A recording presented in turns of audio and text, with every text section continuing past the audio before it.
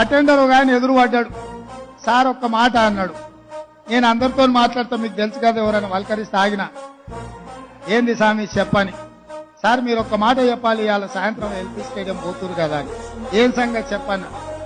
ఏం లేదు సార్, మీరు చెప్పాల్సింది ఒకటే మాట, కంతర గాడిదని ఇంటికి పంపించి రేసు గుర్రాన్ని తెచ్చుకున్నారని మీరు చెప్పండి సార్ అన్నాడు.